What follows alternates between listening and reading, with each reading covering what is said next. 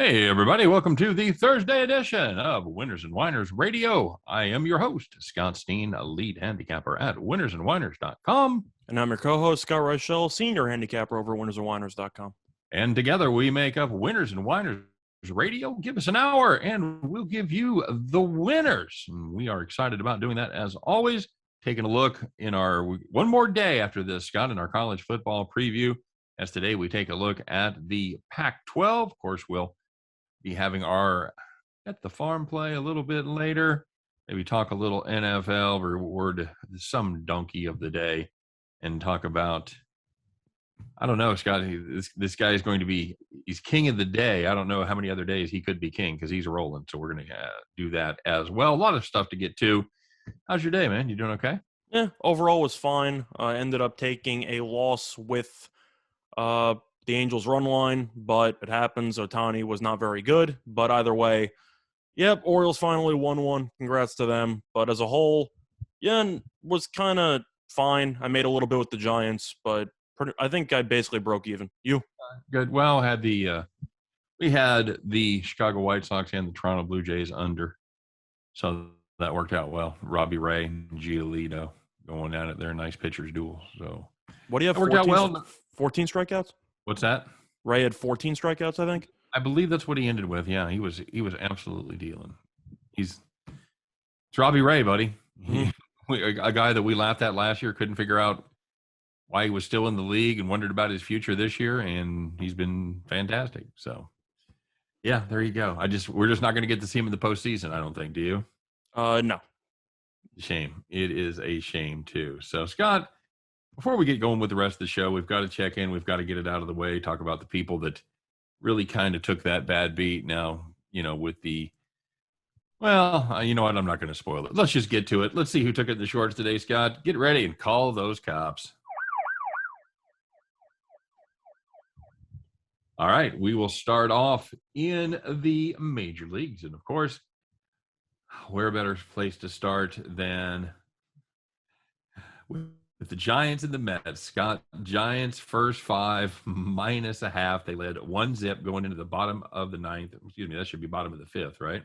Yes, bottom of the fifth. Sorry. Yes, very good. The Mets had the bases loaded, 2 outs. Nice, easy ground ball to Chris Bryant.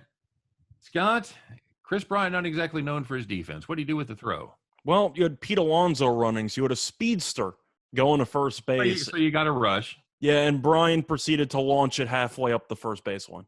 Ugly. They score a run. It's 1-1 after 5. That is a brutal beat right there. If you had the Giants first 5 under a half, hey, call the cops. And looking at the second one, if you had the Cubs in game 2 of the doubleheader, plus 1.5 on the reverse run line against the Rockies, it was a tie game after 7, which is equivalent to the 9th inning of a doubleheader, tie game after the first extra inning, tie game after the second extra inning, and then the Rockies scored 4 runs in the 10th inning, and the Cubs only scored 1. Rockies ended up winning 13-10, which is an even worse beat because you probably had to sit there for about an extra hour and a half just to see your team fall apart in extra innings. Yeah, you're thinking, it's a 7-inning game. You're going to be out of there quick, and no, it turns into a Coors Field game, except it was at Wrigley Field. So. Beautiful. And Scott, we had to get to it. If you had the Angels on the money line, or worse, the run line, or worse, the alternative run line, you were all of them. You were in great shape. You led 6-2 after 6 innings. We've seen this movie before. Well, we've seen it a lot for the last 3 weeks. Team gets out to an early lead against the Orioles, and they just continue to pile on. Except that is not what happened in this one. Scott, I believe you and I have mentioned the quality or lack thereof of the Angels bullpen before, and that showed up in spades tonight because once the Orioles got down 6-2, they said, you know what? We got them right where we want him, and they reeled off 8 straight runs, my friend. Baltimore, congratulations. The streak is over as they record a 10-6 victory over the Angels. If you had the Angels, sorry, guys, it had to happen. Call the cops. Yeah, at the end of the day, I'm curious what the live line was on the Orioles' money line when they were down 4 runs. What do you think is worse, giving up eight runs to Baltimore over the span of about 3 innings, or not scoring a single run against Baltimore's bullpen for about the last 4 innings? Whew, you're going to get some bad breaks as far as scoring runs, maybe hit some atom balls. I think giving up 8 unanswered to Baltimore is worse. The funny part of that game was that they intentionally walked a guy when it was 6-6 to set up the bases loaded because he was second and third. So they intentionally walked a guy to set the bases loaded for a force at every base. Next batter, same pitcher walked him on 4 pitches. You intentionally walk somebody just to walk the next batter on 4 pitches with the bases loaded. That's kind of the rule with intentional walks. You better be sure that you're not going to walk the guy right behind him. Yep. So brutal. All right. Well, there was some good news out there for players today. If you had one of these teams, you were in a good position. You had a nice, easy victory. Indeed, you were sitting in the rocking chair. So the first one was a day game between the Tigers and the Cardinals, and if you had the under 9.5, you were in good shape. You had 4 runs after 9 innings. However, it was tied 2-2, and we've seen this movie before. But wait a minute, not in this case, because the Cardinals ended up winning 3-2. Tigers went down scoreless in the top of the 10th. Cardinals walked it off in the bottom of the 10th. Really never in doubt, went to extras anyway, and it still went under by about 4 or 5 runs. Yep, very good, very good. And if you had the White Sox Blue Jays under 8.5, like my premium subscribers and myself did today, you're in great shape. 1-1 going into the 8th inning, and Blue Jays scored 2 in the bottom of the 8th, left the bases full. That was a helpful thing, and they did absolutely nothing in the top of the 9th. Did the White Sox, and the game ends 3-1. You had the under 8.5 White Sox Blue Jays. Congratulations, you made a little money, and you were sitting in the rocking chair. And for the last one, we're not going to be talking about baseball. We're going to be switching over to the hardwood with the ladies, as you had the Mercury taking on the Liberty.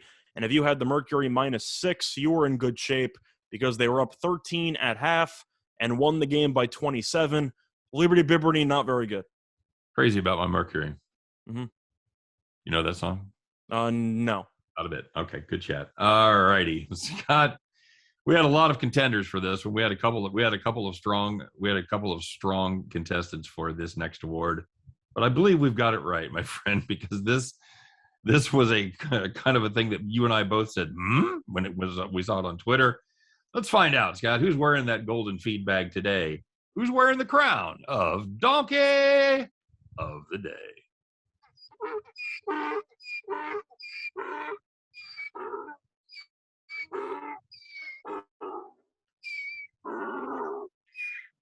All right, Donkey. All right, so Scott, they're really cracking down on the foreign substance situation. They nicked Arizona Diamondbacks pitcher Caleb Smith. Had a little sticky stuff on his glove. That's 10 days automatic suspension. But there is kind of a funny story about that suspension, Scott. What is it?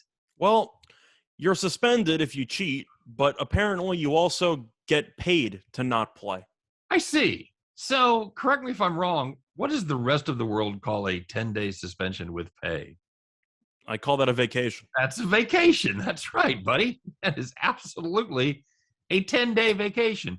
And here's the thing. It said he was appealing. What? Why? What are you doing? I'm assuming it's pure reputation. I guess so. I just don't understand. You're pitching for the Diamondbacks. They are, as we stand right now, 42-85. They're not making a run. I don't care how good Caleb Smith is, how many starts he doesn't miss. They're not making a run. 10 days suspension with pay. Not exactly what you'd call the big stick. You give him a little carrot, but you're not giving him much of a stick there, my friend. I don't get it. I don't really understand the idea of the punishment itself. I know, of course, we're making jokes about how bad the Diamondbacks are and how Caleb Smith should be embracing his time off from losing, and the actual punishment should be having to play extra games for Arizona over the next couple of weeks. But absolutely, for the sake of the MLB, who are the donkey of the day in the situation, how do you punish somebody for cheating by letting them take time off and giving them a normal salary? And see if they can get a little better at cheating. That's the way it works in prison. You get to go into prison for some minor crime and you come out, you're a master criminal. That's the thing with Caleb Smith. He's going to be able to check all those YouTube videos on how to get away with it. I don't care for it. I don't. By the way, I just looked up and I noticed, Are you in a work farm, Scott? Did you get convicted of like traffic tickets or something? You got that background behind you. You've got kind of the white shirt with the collar. This is one of these work release programs. It looks like you're like on a chain gang or something. Are you in Mississippi on a chain gang right now? I'm not going to talk about that. I'm not at liberty to say, but we can get to that another time. Okay, fair enough. Oh man. All right, Scott, let's take a look. This is one of my favorites as well. It's a segment we don't do every day, but we could usually find somebody because there's a lot of drinking going on right now with the odds makers. Scott, once again, I think the odds makers were drunk today.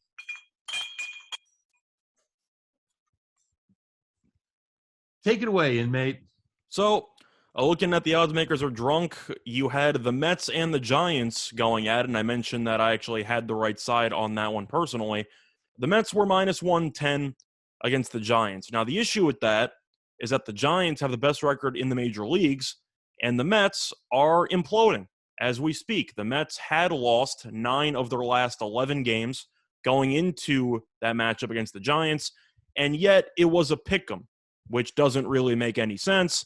And the Giants, shockingly, won another baseball game. They won 3-2. So my question is, regardless of the fact that Walker was definitely a better pitcher than Cueto, we mentioned it on the MLB recap yesterday, don't the Giants have to automatically be minus 125 no matter who's pitching against the Mets? Yeah, pretty much. Because unless DeGrom comes back, I think that'd be the only exception. But we talked about that. We gave every reason in the world why we hated Cueto, and then said, yes, the Giants will probably win because the Mets are terrible and they can't score. And that's exactly what happened. Not really much more to add. Alonso single-handedly stranded about, I don't even know, 6 runners on base yesterday. He was awful. Wasn't pretty at all. All right. And we're going to wrap it up here with, this is probably the most phenomenal sports story of the day, Scott. We are always looking for that hero, that gambling hero, that guy that always comes through for us, and the guy that's on the incredible heater. And you don't get more heater-tastic than this young fella. It is time for our gambling hero.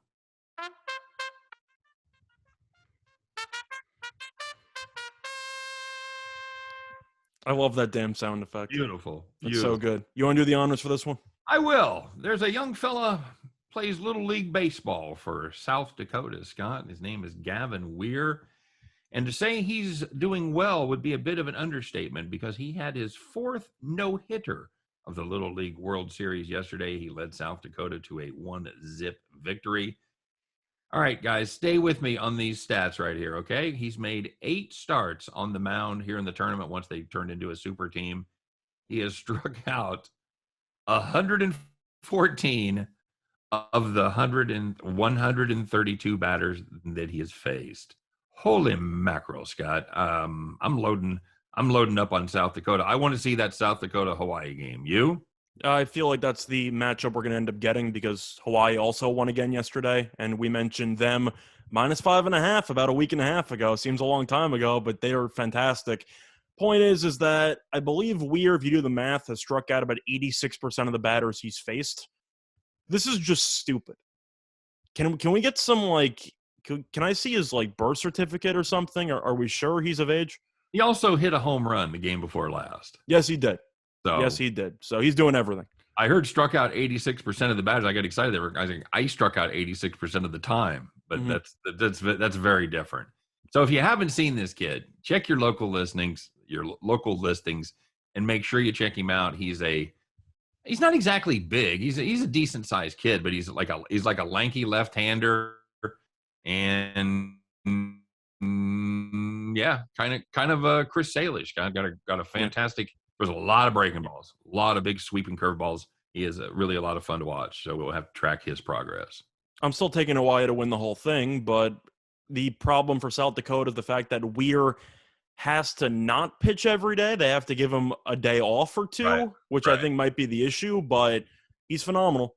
Yep, he really is. And you understand that rule. You don't want to, those young arms are still developing and growing and everything like that. So, of course. I'm just saying I don't know if they have anybody else in South Dakota who's actually good on the team besides this one kid who's just guaranteed to give up no runs every time he pitches. Well, I mean, he must be pretty good because they've made it this far so far. So yeah, we'll find out. South Dakota, not exactly usually a hotbed for sports. So stay tuned.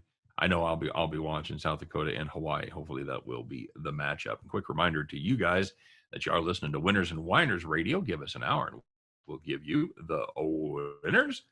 Well, my friend, there was big news yesterday. We knew it was coming. We talked about, what exactly it would look like.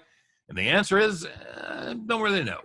The alliance, Scott, the capital A in quotation marks between the Pac-12, Big Ten, and ACC was formalized yesterday, sort of.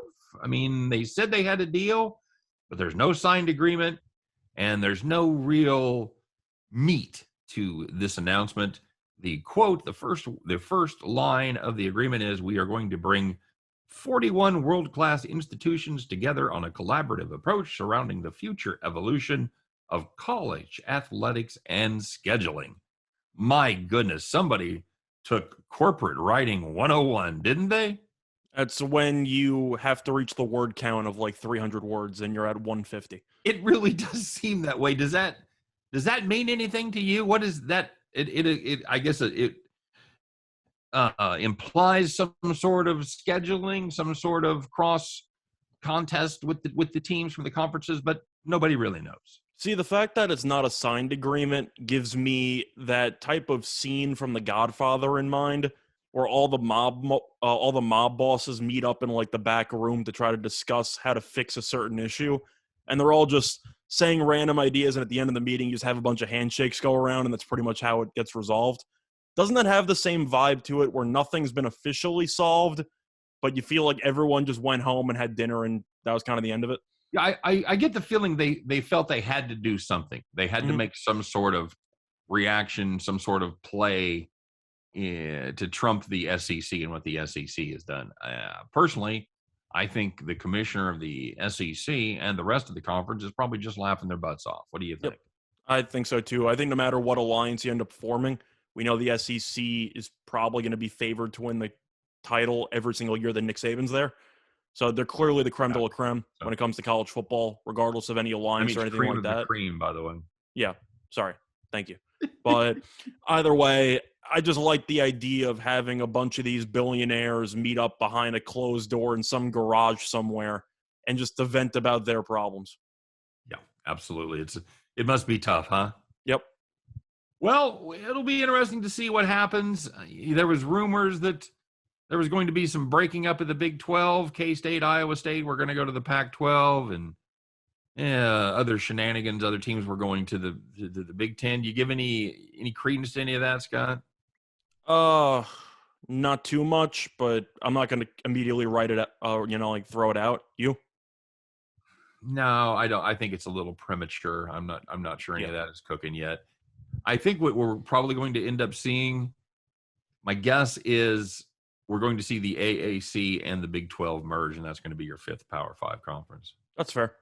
Because up until I don't know what 15 years ago, the Big East was a power conference, and they pretty much got demoted, turned into the AAC. So I think you're going to have kind of that's my prediction. I think we're still going to have 5 as those two get squeezed together. So we'll keep an eye on this collaborative approach surrounding the future evolution of college athletics and scheduling, because I know when I hear that, I'm tingly. I'm all tingly to see what's going to happen. That sounds like something you put on like a resume where you just say like you're a custodial, whatever, and it's like, so you're a janitor, and you're like, no, you don't get it. Like I do a lot more than that, you know. Your vision. You put your vision on your resume. I don't know. It's been so long since I've done a resume. I don't know. The point is that you can say a lot of things to make it sound fancier than it actually is. Oh, absolutely. Yeah, I think that's exactly what they did. They wrote a paragraph that said nothing. Just we're gonna try to work on some stuff. So stay tuned. Great.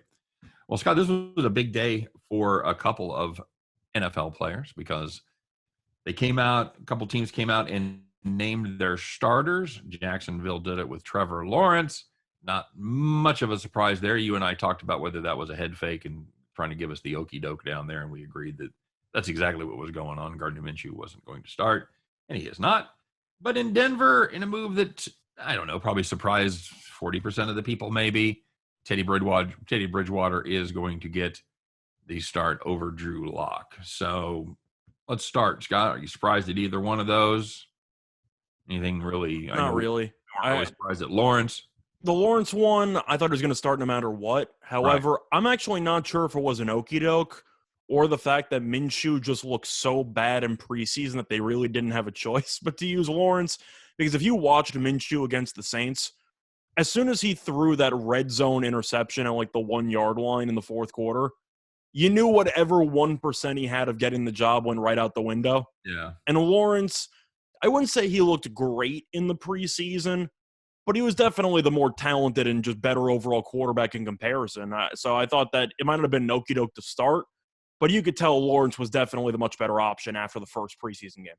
So if you're a team that needs a second string quarterback, because I think we could agree that Minshew and Drew Lock are better than a lot of second stringers in the league right now, who would you rather have? That's a very good question. Thank you. I would probably take Minshew because since he was taken in the middle to late rounds, his contract's probably significantly cheaper. Of course, not expensive for Lock anyway, but Minshew, I don't want to use the term gamer because that's kind of like a way of describing a compliment for somebody that you have no other compliments for. And we talked about that the other day. He's got a nice personality. Pretty much. But the point is Lock I've seen, and I really haven't seen many positives from Lock in his career. When he was a starter, a lot of really bad outings. Minshew's had some moments. So if I had to pick between the two, I'll take Minshew. But they're both not exactly great options for a team that has Super Bowl aspirations. Let's put it that way. Well, I don't think many teams with Super Bowl aspirations are hurting for backups. No, correct. I'm saying in general, if you're talking about a team that's desperate scenario, help me please make the playoffs, I'd rather take Minshew. How about Dallas? If Dak got injured, hypothetically. Would you rather have one of those two guys than Gilbert sitting on the bench? I probably would, but at the end of the day, it depends on what you think either of them are worth. I'm assuming Minshew would probably fetch back a third, maybe. Like that's a stretch. Yeah. I think Lock's probably in the same market, maybe a 4. Yep. But I think Minshew's a little bit better out of the two. You? I think Minshew has a higher floor, and I think Drew Lock has a higher ceiling. Okay. So if you want consistency, you want a guy that's going to be able to just hang on to the status quo. I think Minshew gives you the better shot. If you want somebody that's going to win you games and lose you games, man, Drew Lock's your guy. I think there's 2 surprises that I kind of have with the quarterbacks that have been announced or not announced. And I'm going to focus on the ones that have not been announced. I'm not surprised by Lawrence and Bridgewater. I know Lock was great in preseason, but with a defensive-minded head coach and a quality defense, you try to win the turnover battle as much as possible. Sure. And Bridgewater basically guarantees you winning that turnover battle because, for better or worse, he's a game manager, and you can kind of live with that based on how the team's supposed to play out roster-wise. But the 2 surprises I have are the 49ers and the Saints, because the 49ers still have not officially announced who the quarterback is. Shanahan keeps getting asked about it, and he keeps hinting. I have a good idea of who I'm going to use. And Jimmy G's just laughing on the side. I'm like, just announce it's Jimmy G. Like, what's the point? Like, what are you going to do? But the one that surprised me more is the Saints, because we all know Winston's going to start. That's kind of a no-brainer. But just watching the game against Jacksonville, it looks like they're playing at 2 different levels. Like, Winston looks like an NFL quarterback. Yeah. Taysom Hill looks like he should be a quality college quarterback. I was going to say, he looks like he ought to be starting for, like, Georgia Tech or something. And we'll just make sure, Winston has not officially been named the starter yet, right? No. What are we waiting for? I don't know. I honestly don't know. That's the one that's most curious to me. I think Shanahan is probably trolling the media a little bit because they never really talked about the media talked about having a quarterback battle out there, but it hasn't been the situation where it's really been wide open, I don't think. I think it just reminds me of the draft because they knew they were going to take Trey Lance, and the entire week was, well, we have an idea of who we're going to draft, but we're not going to tell you. I'm like, are we really doing this again? You can't just announce who you're going to use. You think that perhaps Shanahan comes from that Bill Belichick school of being a little too clever for your own good? I think it's possible, considering the fact that he's blown numerous double-digit leads in the Super Bowl in the fourth quarter before. that too harsh? Very good. This is I'm okay with talking about Bridgewater. That was a guy, you talk about him being a game manager, but he came very close to beating the Chiefs last season. I like him. I didn't say he's bad. I think he's a fine quarterback. Yeah. He threw for 300 plus and a couple touchdowns, no picks. So, he's not a guy without talent. So we'll see. As a Chiefs fan, I'm not trembling in my boots now that Denver has Teddy Bridgewater. We don't think Denver's going to be good as long as Fangio's there anyway, so you might as well try to maximize your chances by not throwing 3 interceptions every game. I believe, Scott, if I'm not mistaken, this will be the 6th straight year with a different starting quarterback, maybe the 7th. They really miss Peyton Manning. And next year will be one more. Probably. They're going to probably draft somebody next year. So, all right, my friend. Any other surprises? Any other thing you're looking for as far as NFL quarterbacks being named or not named? Not really. I think the main one was the Saints. We all know Winston's starting. What's the point? Like, you already know. All right. Hey, Amani Bates, number 3 prospect, according to ESPN in the nation, high school basketball player committed to Memphis for the upcoming season. Memphis was 50-1 to win the title, Scott. Now they're 16-1. Any value left in that, or has that been wrung out like water in a dish towel? I think Bates is a great player. I think he's going to be very successful in college and potentially a very solid all-star in the pros. But you can't move a line down by like $34 because one guy committed. That's absurd. Agreed. I mean, it's not, if you had somebody transferring in, yeah, somebody in the transfer portal that could play right away or something like that, that would be a different situation. But if James Wiseman could go back to college for a year, then maybe I'd consider taking Memphis. But I heard you're not allowed to do that. So I think Memphis will be fine. I think they'll probably they should make the tournament realistically. I mean, they'll probably be a top 25 team throughout the entire season. I'm curious how they're going to match up against Houston because those AAC meetings are going to suddenly become really good between those two teams. Right. I think Memphis has Elite 8 upside, but they have a lot of inexperience when it comes to just making the tournament in general because as far as I remember, Penny Hardaway has never been there as a coach. So I'm not going to take a team that's not made the tournament with their head coach to win the title. I think that's absurd, but I think they have a chance to make the Sweet 16 or the Elite 8. Well, they are now, I'm looking at one of the offshore books, and they're the second betting favorite with Michigan, and they are down to 10-1. Good luck with that. Yikes. I like Bates a lot as a player, but it takes a lot more than one guy to win a title in college. I want no part of that. None. Yeah. All right, my friend. Well, of course, is there anybody you like? I mean, Gonzaga is the favorite at 7-1. I know it's a little early, kind of doing some look ahead here. You think there's money? You think there's value on the Zags at plus 700? Well, based on your beard, I know you like Gonzaga. Still got the Timmy, man. Still got the Timmy, buddy. I think they're obviously the team to beat. I don't know. I'm not taking them. I can't take the chalk at this point. I can't. With Gonzaga, this team has found more ways to blow golden opportunities than other teams have in a while, or for the last couple of years.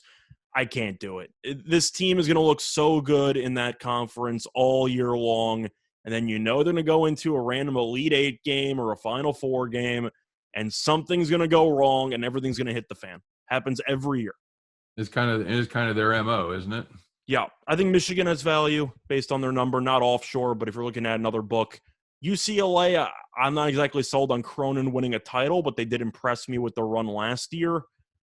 There really aren't many teams that I just say, wow, I have to bet you. But I'm not betting Gonzaga at that price when they've proven time and time again they just can't win the big one. Okay. Yeah, that's fair enough. It's hard to look. It's hard to look at their body of work and say, well, that's a team that can definitely finish the job. Yeah. And I think part of that has to do with the fact the conference they play in. I don't think they're that battle tested. I don't believe they lost Jalen Suggs, picked up a 7-footer that's about 120 pounds, and they're supposed to be even bigger favorites than they were last year. I don't buy that. Yep, that's a legitimate point. It's going to be anxious to see that kid play because he is a toothpick. Yes, he is. He can shoot, but he's probably going to fit in well with that offense eventually. But I can't believe he's going to make that big of an impact in his freshman year. So, all right, well, that's going to wrap up the first half of the show. You guys stay tuned. We're going to be back For the second half, we're going to start off and take a look at the Pac-12, because they still exist for now. So we're going to be back with our preview right after this message. Stay tuned, everybody.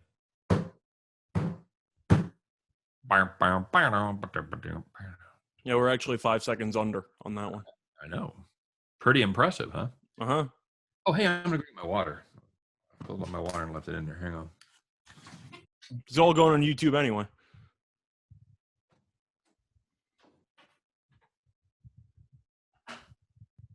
All right, anyway, this is going on YouTube, but of course it's not going to be on the radio show. So, hi, everybody on YouTube. Hopefully your day goes pretty well. What's that? I was talking to the people on YouTube because it's still going on YouTube. Oh, yeah, that's right. It's a little behind the scenes. You guys get to see how the sausage is made. Pretty exciting stuff, huh? Woo! All right. You want to pick it up in like 20 seconds? I do. Cool. I do. All right.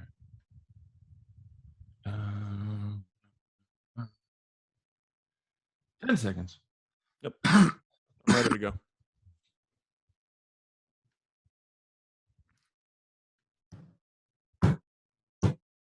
All right, guys. Welcome back to the second half of Winners and Winers Radio. Give us an hour and we'll give you the winners. And Scott, we're getting ready to give the winners right now as we take a look at the Pac-12. It's still a thing.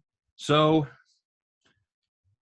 I don't know, Scott. This is an interesting conference. To me, it's a little top heavy. It's a lot like looking at kind of like the ACC. You've got North Carolina, you've got Clemson, and then you got everybody else. And to me, that's the way this one kind of breaks down as well. You've got Oregon, you've got USC, and then you got everybody else. Thoughts? Well, according to odds, you can throw in about 3 other teams in there because the ACC has Clemson ahead of everyone else. Then you have North Carolina and Miami, not totally blown out of the way in terms of odds, but they're still somewhat there. For the Pac-12, you have Oregon, you have USC, you have Washington, you have Utah, you have Arizona State. So you got really, I would say, 5 teams that have pretty lowish odds to actually get it done in terms of plus money. I stand by my statement. Okay, fair enough. I just don't. I meant solely based on betting odds, not just based on what we actually think of these teams.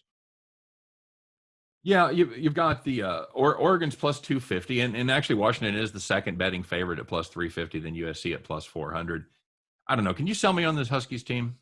I said on last week's show or at some point that I actually liked Washington as a potential sleeper. Yep. Then I really just dug into the team and I made the realization that I'm not a big fan of Morris at quarterback. So I decided to kind of renege on my Washington thoughts. I think this team's fine. I think they'll still win 8 or 9 games, but they don't have many great weapons on offense from a wide receiver perspective. I'm not a big fan of Morris, who was okay as a freshman, not great.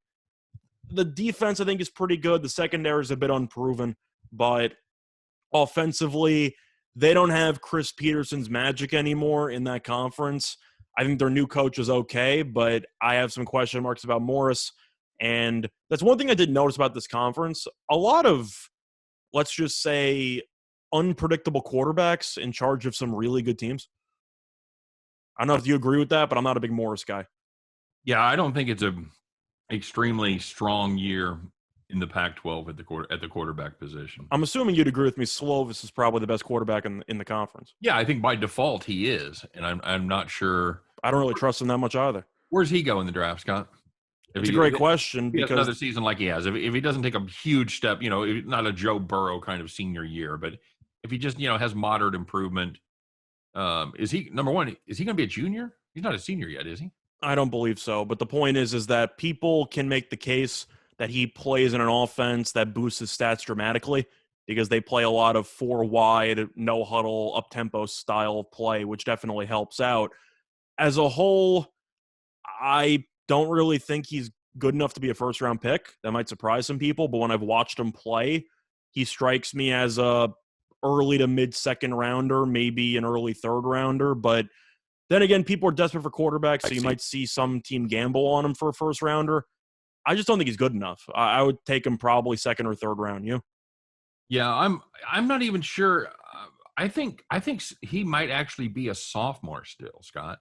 because they got the free COVID year. I was going to say the free COVID year throws all the eligibility stuff out the window. Yeah, so this is just it'll be his third year. But, I mean, he could play 3 more years if he wanted to, is my point. He could, but at the end of the day, Graham Harrell, of course, with Texas Tech, when he played, loved the air raid type of style, and that's kind of what they try to do with USC. I think he's fine, but he had a lot of really, I'll just say, questionable throws last year, to put it mildly. Do you trust him? You might trust him by default in comparison to other quarterbacks in the conference, but I still think he's highly overrated. Yeah, I trust him within the USC system and with That's fair. A lot of talent at the wide receiver position. I think Drake London is probably the best wide receiver in the league. No St. Brown, though. Now, what's that? I was going to say no Amon-Ra. He's gone, right? Yeah, he's gone.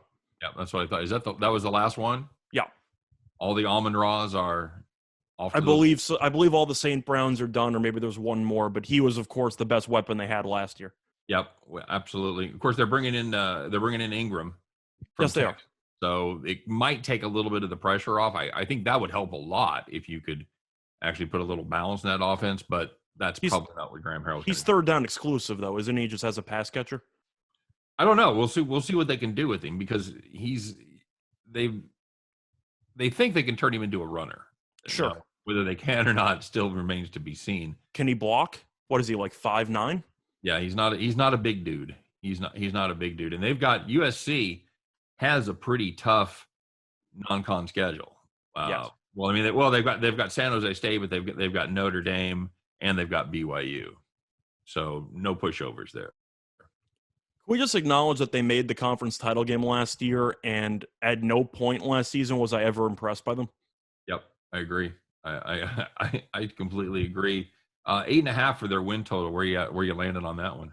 Truth is, it's really just a no touch. It's a situation where I don't like the coaching staff. I think the talent is there, and we agree the Pac-12 is underwhelming despite how many teams are ranked in the preseason top 25. They could win 9 games or even more. That wouldn't surprise me. But if the team struggled and suddenly Clay Helton's on the hot seat again, would that really surprise you either? No. So it's a pure pass from a win total perspective. Okay, very good. I've got the favorites. I've got Oregon and I've got USC in the conference title game. Can you talk me out of that? Well, you told me you like Utah, so I kind of want, at least last week, I'm kind of curious what your thoughts are on Utah. I don't hate this team. They're always a team that kind of overachieves, but at the end of the day, they always seem to lose that ridiculous game that really, really cost them. And I got Colorado in my head. What's that? I got Colorado in my head as like a team they'd lose to randomly. They had a huge second half comeback last year. They ended up beating Colorado by 17, but they were I want to say they were down 2 touchdowns at halftime. I think it was 3. Was it 3? I mean, it was absolutely brutal. Of course, last year they lose to USC and to Washington. Do you like Brewer? I'm okay with him. I think he's in the right system. You? I definitely think that he's an upgraded quarterback, and based on how quarterback health was an issue last season, it's definitely what they needed during the offseason. But I like this team. I think they'll be good.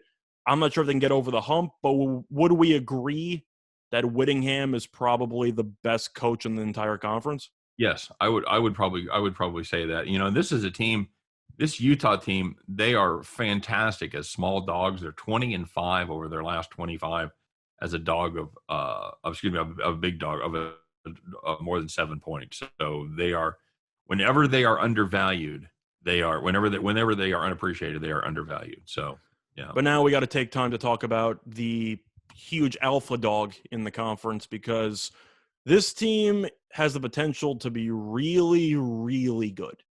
I'm not sure if they're going to live up to those expectations, but we got to talk about Oregon. Oh, I think you're talking about the Beavers. Very close. Close in proximity, but no, I was talking about the big brother to the Beavers, the Ducks. Oh, well, we're going to find out soon, Scott, because on 9/11, never forget, it's going to be the Oregon Ducks and the Ohio State Buckeyes. That's a great game. At the Horseshoe. So it's a great game. That should be a fair amount of fun, huh? I'm taking Ohio State, but that should be a great game. I think I'm interested in taking Stony Brook the next week plus 40. That's a potential option there, but just to go through Oregon quickly, of course, they've won the conference title the last 2 seasons. They have a brand new quarterback. Their original one ended up transferring out to Texas Tech. They now have Anthony Brown. If you don't remember him or vaguely do, he used to be the quarterback of Boston College, who grad transferred over, who is okay. He's had injury issues the last couple of years, so I do question if he can stay healthy because they have no quality backup quarterbacks at all on the roster. Skill positions, very good. Verdell and Dyer back as the running backs. Johnson III and Redder back a wide receiver. They have Thibodeau, though, a defensive line, who's the potential number 1 overall pick in the draft. He's an absolute lunatic in that conference. And the defense, the linebackers are good. The secondary is good. Thibodeau is a one-man wrecking crew. The main flaw with this team is backup quarterback or just quarterback health and the fact that Cristobal is a coach that we don't trust late in close games.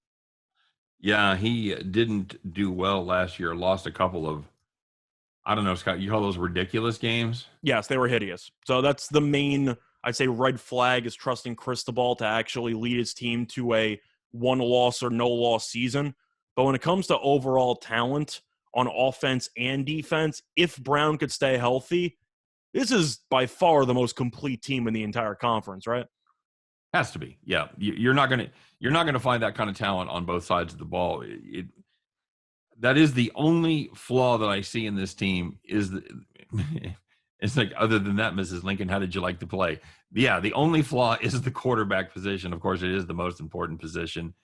Anthony Brown, not a pass first guy at Boston College. Like you said, he was hurt a lot. Of course, that line at Boston College, they left a little bit to be desired last season, didn't they? I'm just saying, though, they have no backup options at all. Right. No, that's very true. So you've got to keep him healthy. And as a guy, I don't know if I call him a run first guy, but he's certainly a run 1A kind of guy. He is a quarterback that's going to look to do it with his feet when the protection breaks down.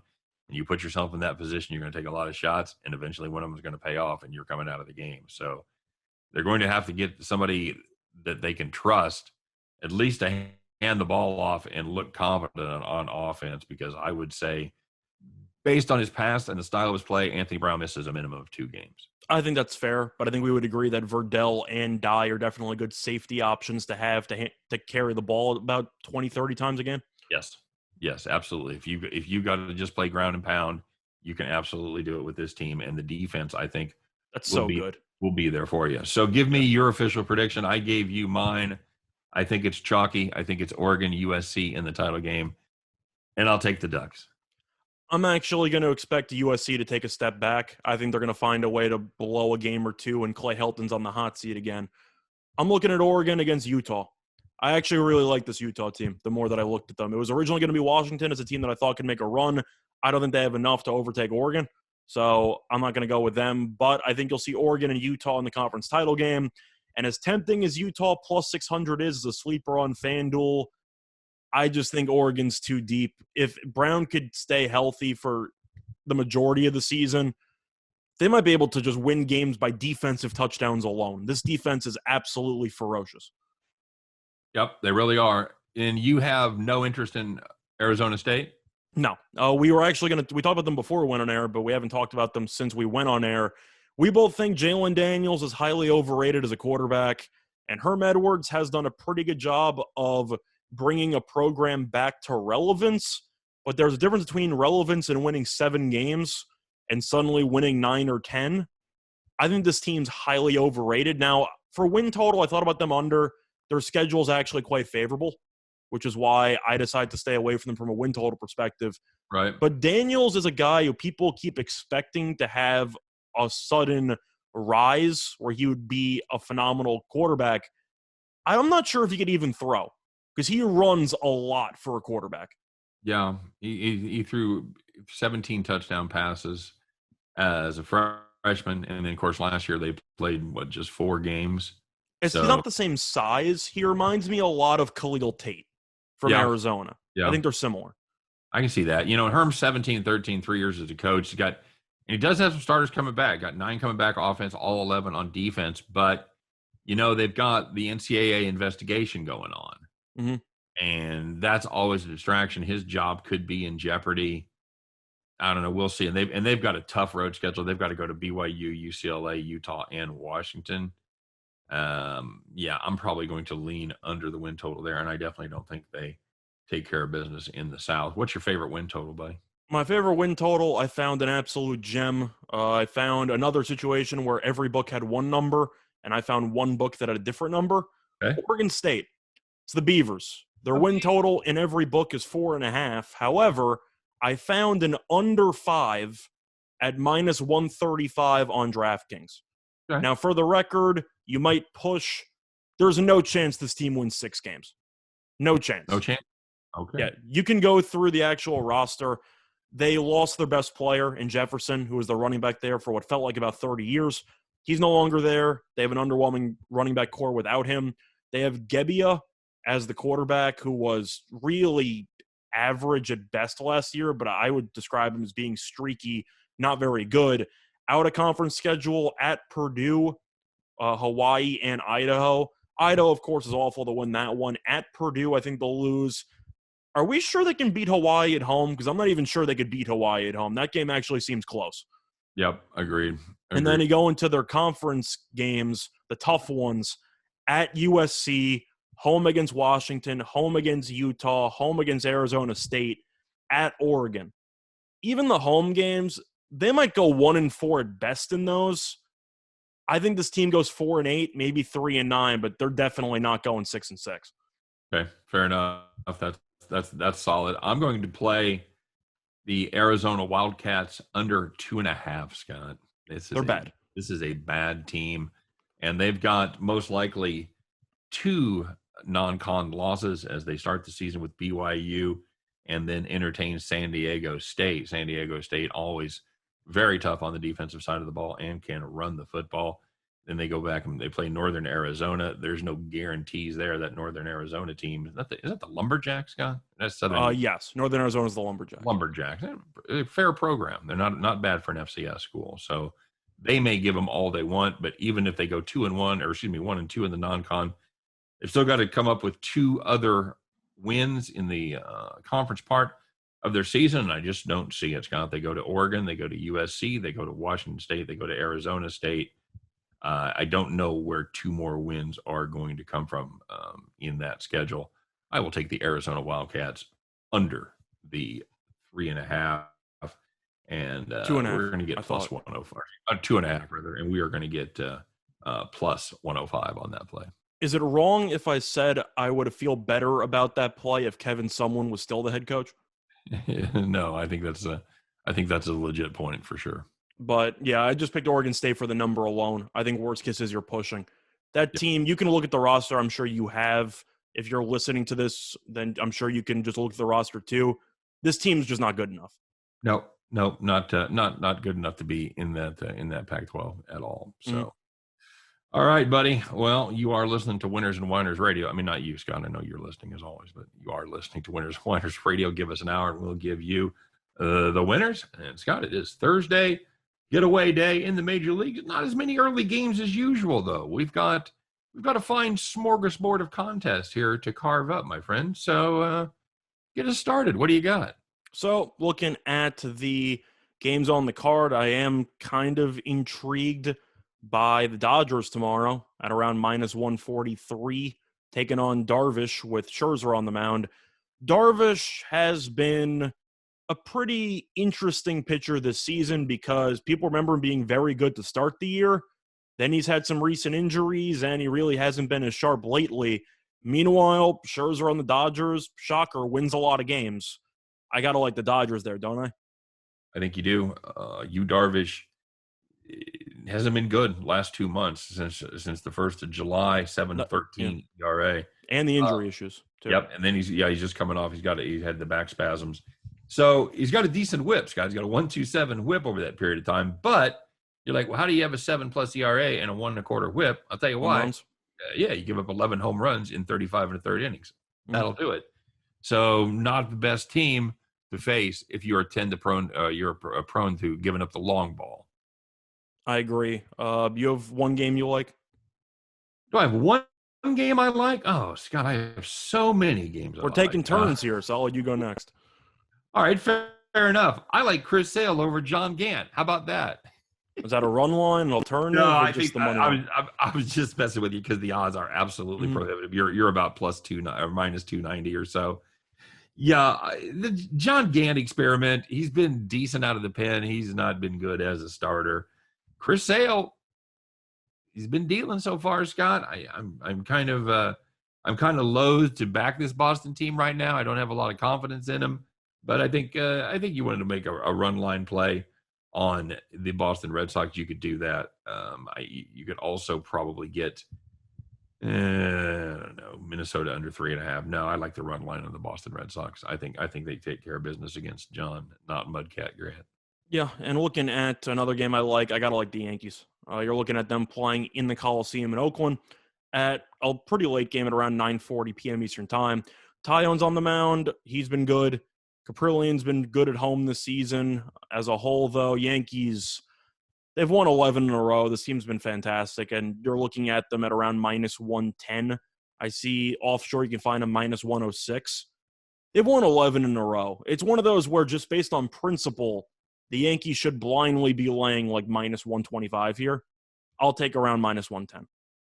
Yeah, we talked about that before. It's a very similar situation. Not only have the Yankees won 11 straight, Scott, they're 23-5 over the last 6 weeks. That's and Tyone, you know what? I wasn't a backer. I think I've come around on him. He's been good lately. He has won 7 straight, ERA 1.99. That's flat getting it done right there. I see no reason not to back the Yanks. I think you're getting a great price on them. This Oakland team, I don't know if they're done. That bullpen's falling apart, though. Trevino's trying to close, and he can't do it. Can't do it. So as long as the Yankees bullpen stays in good shape like they have been, I think there's a good chance that they just keep that winning streak going. Any interest in bad Brad Keller against the Cooch?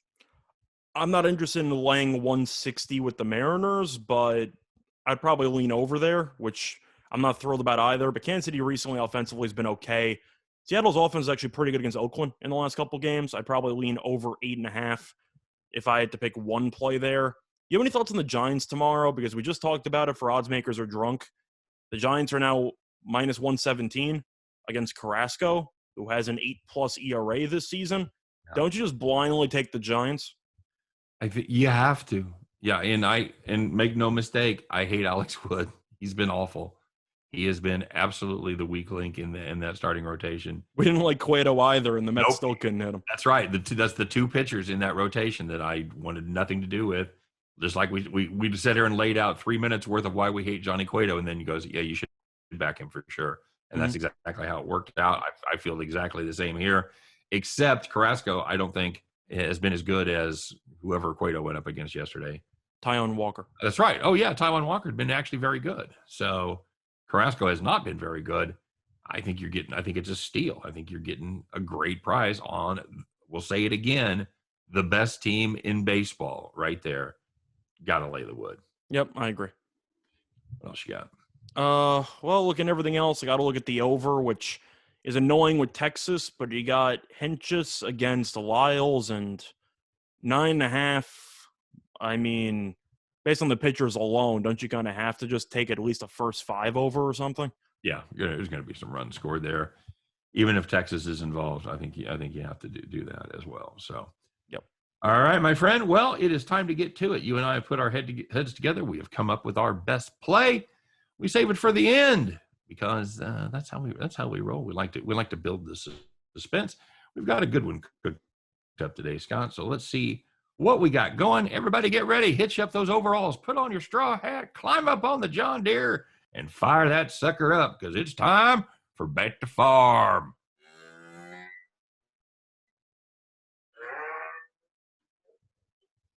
Yeehaw! All right, Scott. I'm thinking this is the first time we have ever made this particular play. We are going to take a look at the Arizona Diamondbacks against the Philadelphia Phillies. We're going to take the Arizona Diamondbacks to win. No, we're not. We're not going to do that.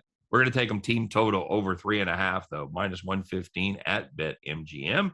You know, you might think, well, Diamondbacks, not a great team. They don't score money. You know what? They've scored at least 4 runs in 3 of their last 4 and 7 of their last 10. Zach Eflin goes for the Phillies. He's been on the shelf since the middle of July. He's probably going to be in the neighborhood of 60 to 70 pitches. Our official guess is 65 pitches. Expect 3 to 4 innings minimum of this Philadelphia Phillies bullpen, which has been a gas can the last month or so. The Phillies overall, they've allowed 4 runs in 5 of their last 7. I think that Arizona may not get the win because we're not going to get involved with Zach Gallen, but we are going to get involved with Zach Eflin and the Diamondbacks offense. Give us the Arizona Diamondbacks team total over 3.5 minus 115. Plus, we talked about how the Phillies bullpen should probably pitch around 3 to 4 innings. That's assuming that Eflin even pitches well, because he hasn't pitched in about a month because of injury. There's a decent chance he goes 3 innings and gives up 3 runs here, because it's one thing if you want to do some rehab starts against minor leaguers. You face off against major leaguers for the first time in about a month. There is a chance in a hitter's-friendly ballpark you might get shelled. Yeah, it is true. Now, I will say this in fairness, in defense of young Master Eflin, it was a knee injury that had him on the shelf. It wasn't an arm injury.